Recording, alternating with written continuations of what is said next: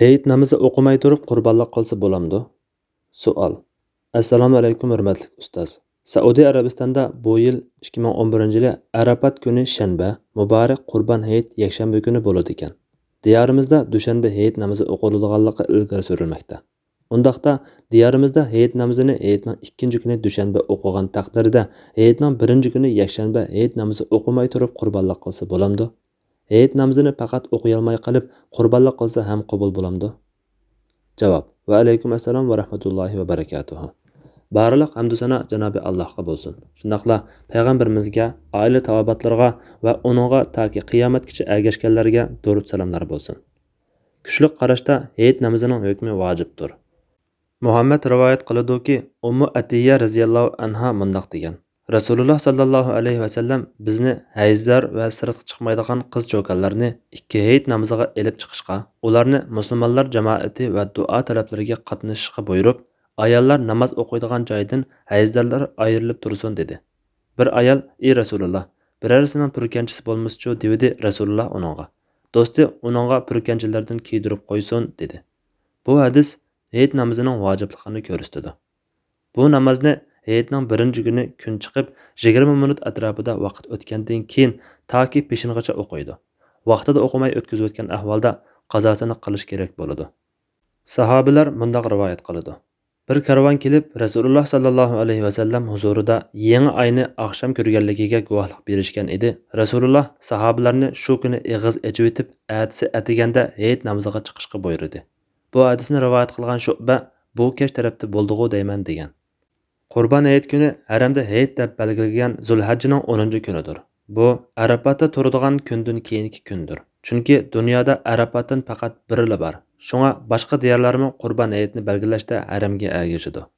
Endi diyorimizda hayitning ikkinchi kuni hayit qiladigan bo'lg'achqa, kishilar hayit namozini birinchi kuni yakshanba dal vaqtida uydagi bola chaqalari bilan o'qib olib, atisi jamoat bilan birga qayta o'qib o'tsimi bo'ladi.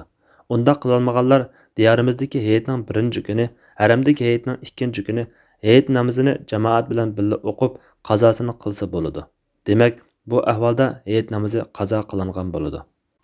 Anas ibn Malik radhiyallohu anhuning navrisi Abdullah ibn Abi Bakr bo'si Anas ibn Malik radhiyallohu anhudan rivoyat qiladi-ki, u Taf degan joydagi turalg'usida bo'lganida o'zi tava bo'lgan shaharda hayit namoziga qatnashmagan bo'lsa, bola chaqalarini, azodgarlarni yig'ib, azodgardisi Abdullah ibn Abi Utbani buyursa, u uydagilarga imom bo'lib, shahar aholisi o'qigan namozdek namoz o'qib beradi. Anas ibn Malik radhiyallohu anhu Basra shahridan 2 farsax yiroqlikdagi Taf degan kentda vafot bo'lgan. Anas ibn Malik Basradan 2 farsax yiroqlikdagi Zaviya degan joydagi azodgardisi Abu Utbani buyurib, ayoli bilan bolalarini yig'ib, ular bilan shahar aholisidek hayit namozi o'qib, ulardek takbir aytgan. Ikrama mundaq degan: Dehqonlar hayit kuni bir yerga to'plashib, amir shahar aholisi bilan o'qigandek 2 rakat hayit namozi o'qiydi. Ata hayit namoziga ulgurolmasa 2 rakat namoz o'qiydi degan. Ammo hayit namozini hayitning ikkinchi kuni, ya'ni dushanba qazosini qilib o'qigan taqdirda qurbonlikni haramdagi hayitning birinchi kuni, diyorimizdagi harf kuni hayit namozi va xutbasidan tarqab bo'ladigan chaqdan tartib, masalan, soat 8:30 yoki 9 dan keyin qilivasa bo'ladi. Chunki bu hayitning birinchi kuni o'z vaqtida qilingan qurbonlik bo'ladi. Buningda chatoq yo'q. Hayit namozini ba'zi sabablardan o'qiy olmay qolgan ahvolda qurbonlikni qilmay turib olishga bo'lmaydi. Chunki har ikkisi ayrim-ayrim vojib ibodatlar. Hayit namozini o'qigan bo'lish qurbonlik qilish uchun shart emas.